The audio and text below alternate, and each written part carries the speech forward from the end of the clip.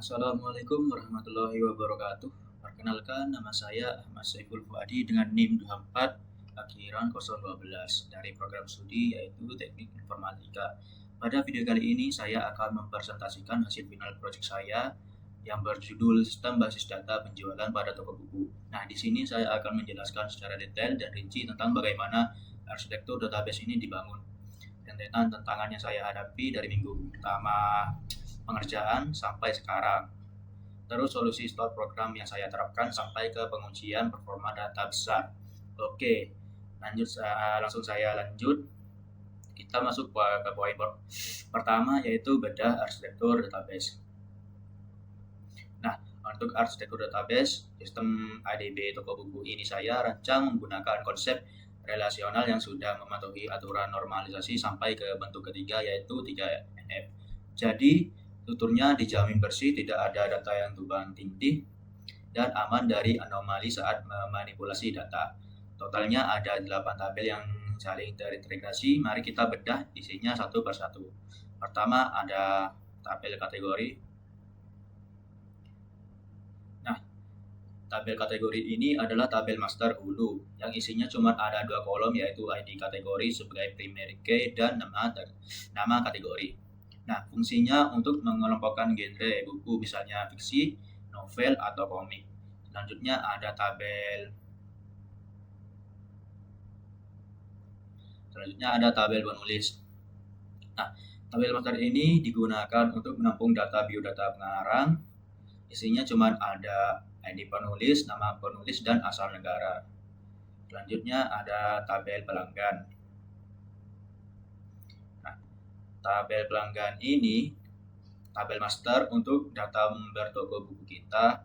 Kolomnya di dalamnya ada ID pelanggan, nama pelanggan, email, dan nomor telepon, dan tanggal daftar.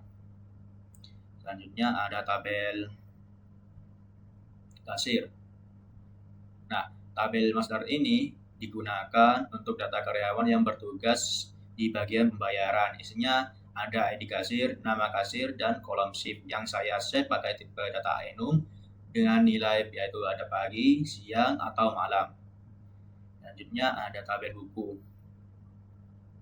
Nah, tabel buku ini adalah tabel komoditas utama yang kolomnya lumayan padat. Ada ID buku, lalu ada foreign key, ID kategori, ID penulis, judul buku, tahun terbit, sinopsis dengan tipe data teks, terus ada keyword untuk kebutuhan pencarian, terus ada kolom harga dan jumlah stok. Selanjutnya tabel rating buku. Nah, tabel ini isinya untuk merekam fanbase dari konsumen. Nah, kolomnya ada ID rating, key-nya ID buku, dan ID pelanggan. Terus lalu ada kolom store rating, dan store rating itu angkanya 1 sampai 5 dan kolom ulasan. Selanjutnya ada tabel transaksi. Nah, masuk ke tabel transaksi, masuk ke bagian penjualan. Tabel bertindak secara header, note, atau ringkasan struktur belanja. Isinya ada ID transaksi, reference key yaitu ID pelanggan dan ID kasir, lalu ada tanggal transaksi, total bayar, dan kolom status. Notanya isinya yaitu selesai, batal, dan retur. Selanjutnya ada tabel detail transaksi. Nah, ini adalah tabel perantara atau junction tabel untuk memecah relasi many to many antar buku dan transaksi. Isinya ada ID detail, reference key-nya yaitu ID transaksi, ID buku, lalu kolom KTY atau jumlah beli, dan total. Nah, di tabel detail ini ada kolom harga satuan yang ikut dimasukkan lagi, padahal di tabel buku sudah ada kolom harga. Nah, alasannya yaitu untuk mengunci harga histori. Jadi, kalau tahun kedepannya ada buku di tabel master naik karena inflasi, total belanja di nota-nota lama tidak akan ikut berubah karena harganya sudah permanen dikunci di tabel detail ini saat transaksi terjadi. Oh ya, semua kolom yang berhubungan dengan uang seperti harga dan subtotal saya pakai ke data desimal biar hitungannya uangnya persis dan tidak ada error pembulatan desimal. Nah, poin kedua yaitu tantangan. Saya akan mau menceritakan rincian tantangan yang saya alami secara kronologis dari minggu pertama pengerjaan proyek hingga sampai tahap ke final hari ini. Nah, kendalanya lumayan bergeser di setiap fasenya. Di minggu-minggu awal, tantangan yang terbesar yang saya alami yaitu di fase perancangan IRD. Saya sempat bingung bagaimana memetakan satu relasi tabel yang efisien agar tidak redundan. Sekalian menentukan tipe data yang pas agar database ini kuat menampung data skala besar nantinya.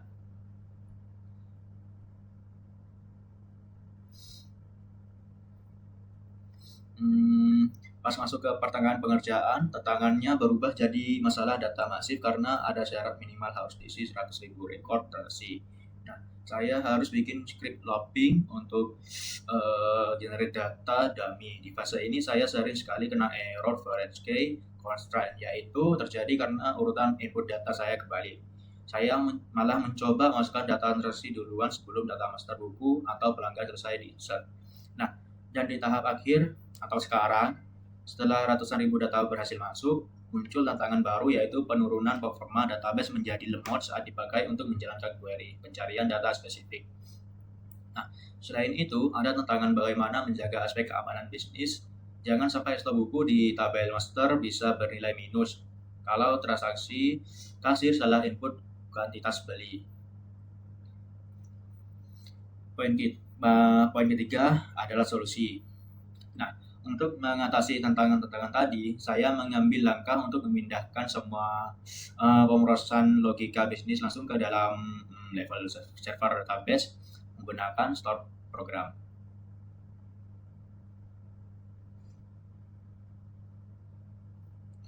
Nah, pertama saya membuat store prosedur yang bernama SP tambah stok dan SP batalkan transaksi. Logikanya kalau ada supply buku baru yang datang dari penerbit atau ada pembatalan nota, kasir atau admin tidak perlu mengetik query update yang panjang di aplikasi luar. Nah, mereka cukup memanggil nama prosedur ini saja untuk memasuki parameternya. Lalu database yang akan mengurus pembaruannya secara otomatis. Kedua, saya juga menggunakan store function untuk membutuhkan kalkulasi otomatis. Contohnya fungsi SF status stock dan SF hitung diskon. Nah, fungsi ini tertanam langsung di dalam server untuk membaca sisa angka stok atau total belanja. Lalu secara otomatis mengembalikan nilai status seperti label aman atau nominal diskon secara real time saat dipanggil query select. Nah, ketiga, ini solusi untuk tantangan stok minus yaitu menggunakan trigger yang saya kasih nama yaitu validasi stok pada fase before insert. Di dalam kode ini saya juga tertanamkan logika proteksi yaitu jika kuantitas beli yang diinput oleh kasir ternyata melebihi sisa stok yang ada di tabel buku, maka database secara mutlak akan langsung menginstruct pembatalan transaksi dan memunculkan pesan error. Nah, dengan begitu stok anomali minus bisa dicegah sejak awal sebelum data masuk ke sistem. Poin keempat yaitu adalah bug evaluasi performa. Nah, ini pengujian untuk menyelesaikan tantangan database yang melambat karena menampung 100.000 data transaksi tadi. Nah, saya mencoba melakukan pengujian data transaksi yang totalnya bisa bernilai 120 menggunakan bantuan query itu, analysis explain. Kita coba jalankan query-nya.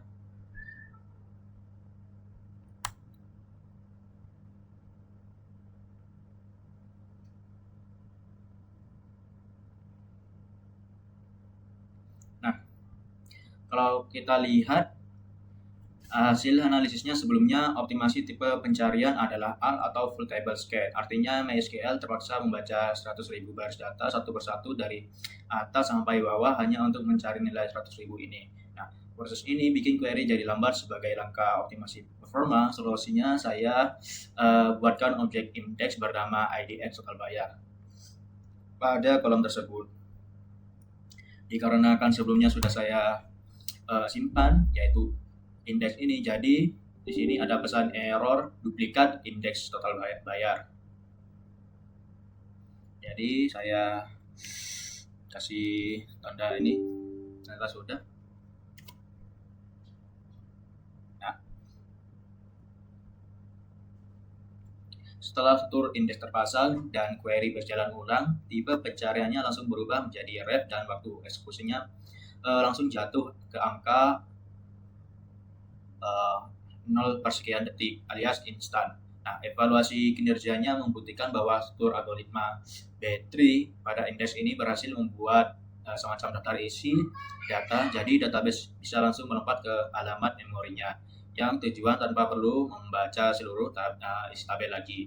Nah, performanya jadi sangat responsif.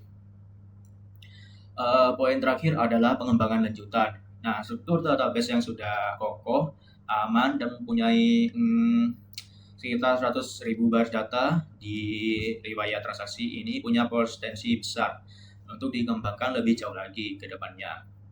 Tumpukan data yang terus membesar ini bisa langsung optimasi lagi dengan menerapkan teknik yaitu tabel partitioning atau pemisahan data tabel transaksi berdasarkan rentetan tahun atau bulan. Nah, agar beban kinerja query itu tetap ringan walaupun nantinya ada data berkembang jadi jutaan baris. Selain itu, database ini juga sudah dikembangkan ke arah sudah siap dikembangkan ke arah itu data warehouse skala kecil untuk memisahkan fungsi laporan tahunan yang berat agar tidak mengganggu transaksi harian yang sedang berjalan. Nah, dari sisi keamanan, skema ini juga siap untuk ditingkatkan ke tahap enkripsi data sensitif serta menerapkan hak akses user lebih ketat. Nah, mungkin cukup sekian dari presentasi saya dan demo project final basis data 2 dari saya. Terima kasih banyak kepada teman-teman dan dosen atas bimbingan dan arahan dan ilmunya juga yang sangat bermanfaat selama 1 semester ini.